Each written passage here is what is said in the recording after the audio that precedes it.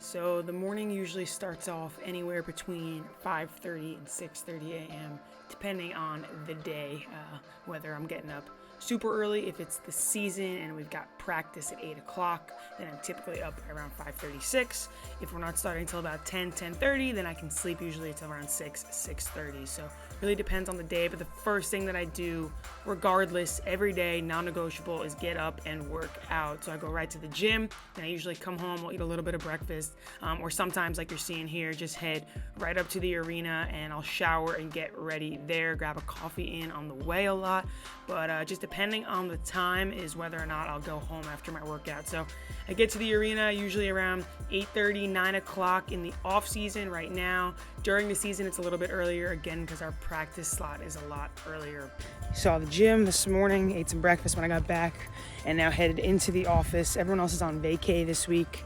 I'm just going to come in early, probably stay till about 12 or 1. I actually have a podcast today at 1 with Scott Waterman, Academy of Art in California, Division II head coach, which I'm super excited about. First men's coach that I've really had on the pod, so excited for that. But I'm going to get some work done early. Just wanted to get in here, haven't been in the office in a couple days, so get back on track, get ready for next week recruiting period. Some new ice down on the hockey side. Looks pretty good. One of the advantages that we do have is the fact that our arena is only for men's and women's basketball and men's and women's ice hockey. So 4 teams, we're not sharing the facility with a ton of different teams. And it's pretty exclusive to just us. So the first thing that I'm doing when I get in is typically trying to structure my day, and I kind of take notes and set reminders for myself on my phone the day before. When I get into the office, I like to write it down so I can see, okay, when am I going to have time to actually do this thing? So it might be something as small as, filling out a compliance form or sending a text to a recruit or remembering to call this coach. But those little reminders that I have in my phone that I make at that moment, maybe the day before, I like to get them down on paper to make sure that I'm actually doing them and carving out a time to do them. Then immediately after that, I'm usually planning or revising the workout that I've created from the night before to be prepared to get on the floor with our players in an hour or two.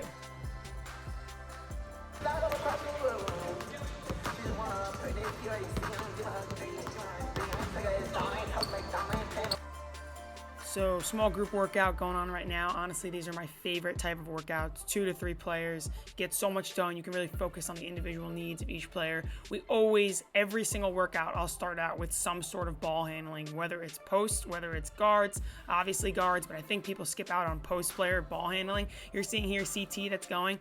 She's technically a stretch 4 for us. She's technically a post, but she's got guard skills. She's got to still work on her handle. Z right there, one of our point guards, super crafty with the ball, working on her jumper, all that. But regardless of their other individual needs, I really do believe that you're cheating players if you're not working on their ball handling. If they're not able to get where they want to go on the floor, it's automatically going to put constraints on their game. So the more we can work on it in the offseason and spend time on it, the more confident they're going to be in practice in the summer, and then obviously translate that into the preseason and the actual season. So ball handling like this, not just stationary, is a great way to get players warm. We're going the full length of the court here, and everyone's involved. No one's waiting. Right now, I'm flipping the ball back to the ball handler. The ball handler is making a pass to the other player. Everyone's involved. Everyone's got to focus, right? If I mess up and throw it to the wrong hand, it messes somebody else up. Like you just saw me do there. I threw it to a wrong hand and I jacked up her rhythm. But again, this is a mental piece. It's a physical piece. You're just getting loose, getting warm, really pounding that ball,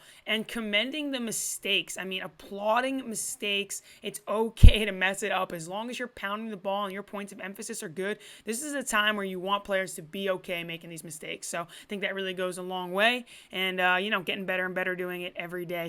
On to the daily finishing. Again, right after ball handling, always doing tight finishes.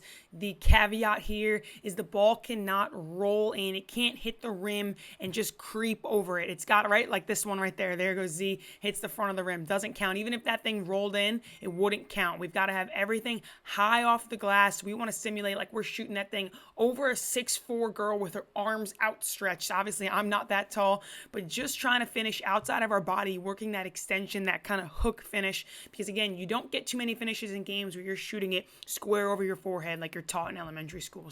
So we have different kinds of workouts, right? Whether it be a skill workout, decision-making workout, more conceptual stuff, teaching. Obviously, there's teaching in every workout, but there's certain ones where we're really introducing new concepts, new reads. This is just a pure skill workout and focusing on finishing. We went through a ton of different finishing moves and got a bunch of reps on them. So we're not just counting the reps though and saying, all right, 5 reps, we move to the next spot. This was a whole comfort and feel type of workouts. I'd say to them, hey, how do we feel? How does it look? And then we move on to the next one. If they weren't understanding it, it wasn't, okay, they made 6, but they still don't really feel the footwork, it doesn't feel great, then we're gonna stay there. There were some that they caught on really quickly, like this spin move here. That was easy for them. We could move on from that fairly quickly, but introducing some new moves, trying to challenge them in ways to use different sets of footwork, to mix up the hands that they're finishing with, and get creative with the emphasis of being able to imagine where defenders are and when and why they're going to use each move. That's definitely what we're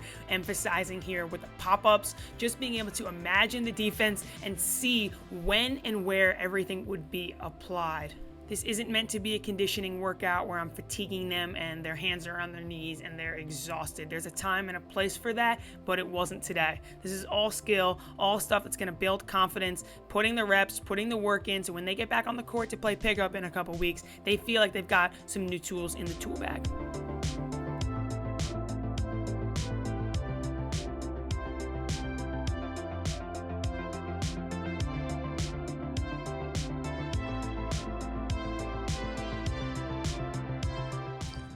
Okay, just been working for a few hours now. Rachel was in here earlier. We talked through some social media stuff, kind of how we're gonna plan the content going out for the week 1 while we're on the road, which is literally next week we leave. And just kind of getting things out scheduled and graphics that need to be made. Rachel does most of the graphics here. She's gotten really, really good at making them and she really enjoys it. So she's been definitely helping us out because not everybody can use Photoshop. It is pretty hard to learn. So I can do some basic stuff, but she's gotten really good. So she's been helping us make graphics that are gonna help for social media, Twitter, Instagram, all that good stuff while we're out on the road. So did that, and now in Fast Recruit, just kind of tagging up some of the tournaments. So basically when you go in here, this is how you kind of organize all your data and whatnot, all your recruits. So these are just all of the different tournaments. You can see how many there are going on. And then it's basically, you know, our process is trying to figure out obviously where each kid that we're recruiting is gonna be and where are the kids that we need to see going to be, how many kids are gonna be at each tournament. All those kind of things go into deciding where you're gonna end up going. So that is just pretty much, it's just a little bit of busy work in terms of tagging each kid, saying they're gonna be here, so that when you have your app on the day of the game at the tournament, you know exactly what court they're gonna be on. So you gotta do a little bit of the back end work. So just trying to help Ryan out. He's on vacation right now, so just trying to help him out a little bit and get a head start on some of that. But other than that, I'm gonna get out of here fairly soon. And I'm actually meeting up with one of my old teacher friends from Hampton Middle School, who was my mentor teacher when I was student teaching. So that'll be fun, and I'm gonna just grab a bite to eat, grab a drink, and then back to work, do some more graphics and stuff, some more recruiting stuff later tonight. But so far, been a good day. I got a workout in already, and that's pretty much it. Some busy work. All right, the best part of my day. No, I'm just kidding. I absolutely love being at the arena and working everybody out, of course. But I do love to play golf a couple times a week after work, typically in the afternoons like you're seeing here. I did not film myself playing golf, but I actually went to the Travelers in Cromwell, Connecticut last week and got some pretty epic clips. We were literally right on the course, able to kind of follow Rory McIlroy around and all the other professionals on the tour. So it was a really nice day, a really cool opportunity. First time I'd really been to a golf event. But yeah, it's been a fun hobby that I picked up, and I play a lot during the summer, try to get better. It's one of those things that's super challenging, and some days you actually hate it, and then you hit a good shot one day and you're like, I want to keep coming back, and you want more. So got some VIP treatment, and it's just a nice way though, normally during the week, to get outside and get some sun after being inside all day before getting back to doing some more work and workouts later that night. Lonnie New just re-upped pre-workout. These are the two that I kind of rotate on and off of. Yeah, make sure you're getting this checked with your nutritionist before you're taking this if you're still an athlete, because some of these are, they have some caffeine. So I would take this. If you're still playing basketball, you can find plenty of other products too to help you out. But this, I love a little pre-workout before the gym, just to get, a little bit of tingles, a little bit of extra energy. And I honestly just really like the flavor. So yeah, it's probably not the best thing, but we all have a guilty habit there, right? You guys probably already saw that I went to the gym earlier today, so you're probably like, why are you going to the gym again? This is more of just a cardio session for me. I literally just get on the treadmill, a nice easy pace, really low incline, nothing taxing, for about an hour. And it's really just where I watch film and kind of just like decompress and don't have to worry about anything. I've been staring at a lot of screens all day long. So I guess I'm still going to be staring at screens, but it's a different type of work. It's relaxing. I can kind of just chill a little bit. So just about to head over to the gym right now, get that done, and then we'll see what's up later. But yeah, gonna get that hour in, do it daily. Okay, jumping in here for 2 seconds. If you don't know who Cody Toppert is, that's exactly who I'm watching on the treadmill right now. He is one of the best in player development. Just look up his stuff and buy it, I promise. I'm about to go podcast mode in about an hour, so right now I'm just kind of organizing all my notes. I'm already prepped for it, know exactly what I want to talk about, what I want to get to. And again, my podcasts are super conversational, or at least I try to make them. I never want it to feel like an interview. I tend to just kind of riff and go off on tangents aside from exactly what's in my notes and what my questions are that are prepared, especially when the guest says something interesting. I want to keep going down that lane, and I really do just want it to feel like a conversation. And then half the time I don't even end up looking at the notes, but it's always good to do some homework, not too much homework, because I actually don't want to know too much about them, because then I find that my questions are more biased. So I actually try to do like enough research to where obviously I know a little bit about them. I know their background, where they are now and whatnot. But the point of the podcast is to learn more about them and to have the audience learn more about them. So that's what I'm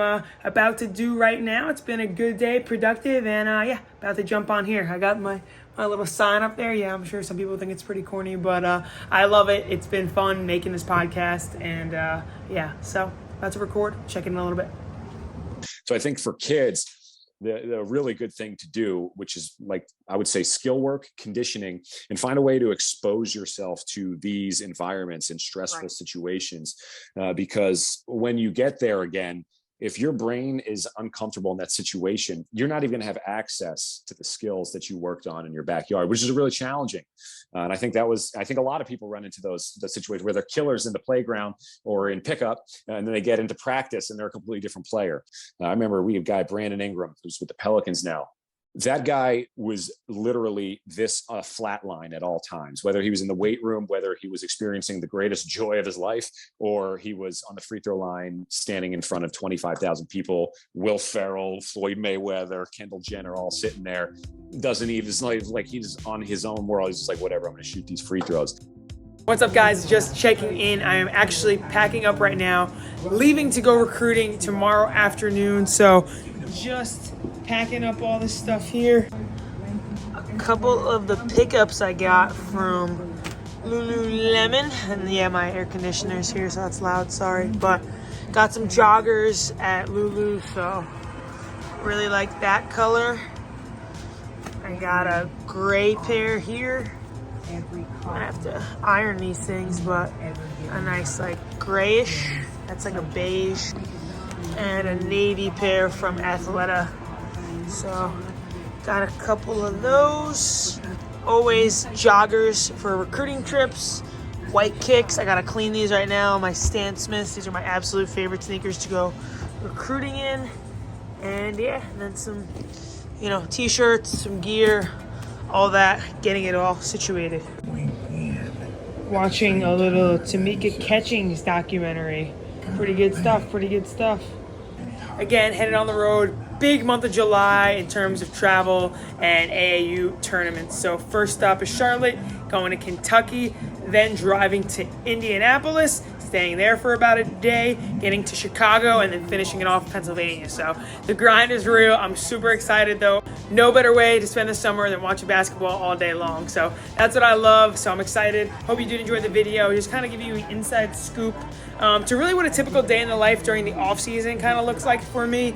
That is pretty much really a day-to-day and what I do on a daily to weekly basis. So that's what I got, but I hope you guys did enjoy it, and I will check in with you, try and get a recruiting video as much as I can film. It's always hard to film when I'm out at those tournaments, but we'll try to film as much as I can. But thank you so much for watching all the videos. To everyone who subscribed, who continues to watch the videos, I appreciate it. You mean a lot to me, and if you want to connect, I do want to start connecting with more people who do watch my stuff, listen to the podcast, all that.